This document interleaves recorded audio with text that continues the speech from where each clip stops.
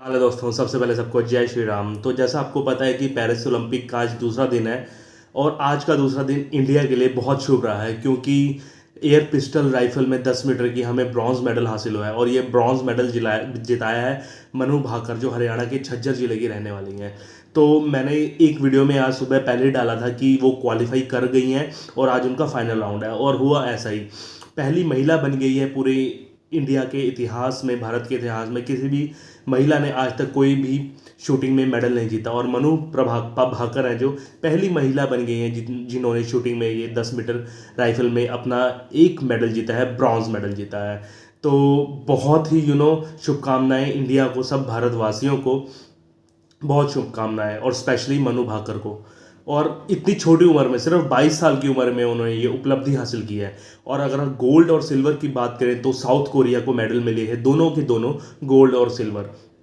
अगर शूटिंग की बात करें तो 12 साल बाद दोस्तों इंडिया को कोई शूटिंग में मेडल हासिल हुआ है। पिछली बार 2012 में ये मेडल हासिल हुआ था। ये मेडल गगन नारंग ने ब्रॉन्ज मेडल जीता था एयर पिस्टल इसी प्रतियोगिता में पिछले 12 साल पहले, और विजय कुमार ने भी सिल्वर मेडल जीता था इसी प्रतिस्पर्धा में। तो अगर हम क्वालिफाइंग की बात करें तो मनु भाकर ने 580 पॉइंट हिट किए हैं और वो तीसरे स्थान पर रही हैं। बता दिया जाए कि 60 आपको चांसेस मिलते हैं, 60 में से आपको पॉइंट्स में लगाना होता है वो।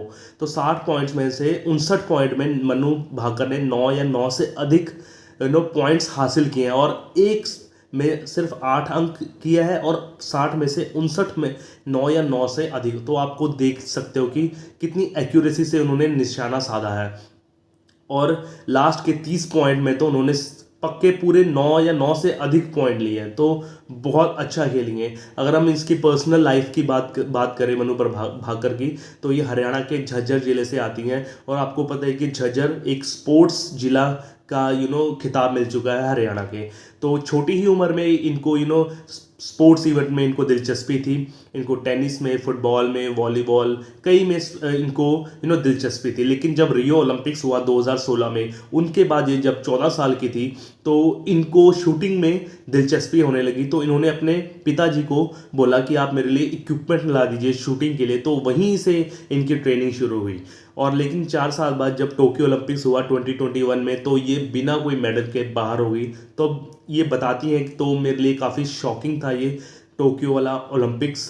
तो उनकी आंखों में भी आंसू आ गए थे। तो उन्होंने एक इंटरव्यू में बताया, तो मैंने उसका आप कह सकते हो टोक्यो ओलंपिक्स का रिवेंज लिया है उन्होंने एक इंटरव्यू में ये भी बताया कि भगवत गीता ने उनका ये मेडल लाने में सबसे बड़ा हाथ भगवत गीता का रहा है। उन्होंने ये भी कहा है कि उन्होंने कुछ जो भगवत गीता से सीखा है कि प्रोसेस में ध्यान दो, फल की चिंता मत करो और प्रोसेस में ध्यान दो। और वही उन्होंने ऐसा किया। और हमें भी अपनी ज़िंदगी में ये रूल अपनाना चाहिए कि फल की चिंता मत करो, बस आप प्रोसेस में लगे रहो और आप ज़्यादा पास्ट की चीज़ें ना सोचो और ना प्रेजेंट फ्यूचर की चीज़ें सोचो। सिर्फ आप मोमेंट में जियो, जो ये मोमेंट में जी रहे हो उसी मोमेंट को आपको एंजॉय करना चाहिए। तभी आपको आगे कोई ना कोई फल हासिल होगा। तो उन्होंने इस इंटरव्यू में दिया। तो बहुत तगड़ा रहा ये। आज ब्रॉन्ज मेडल आया उनको। एक और मेडल मिल सकता है 25 मीटर एयर पिस्टल के मिक्स्ड में भी उनको अभी शूटिंग करनी है। तो वहाँ पे भी उनको एक मेडल की उम्मीद हो सकती है। तो मिलते हैं कल कुछ नई अपडेट्स के साथ। अभी भी मैच हो रहे हैं, बैडमिंटन का मैच हो रहा है, उसमें भी जीता है पीवी संधू का भी मैच है और भी काफ़ी मैच है। वो उसकी अपडेट्स हम कल लेके आएंगे। तब तक के लिए जय श्री राम, ओके बाय।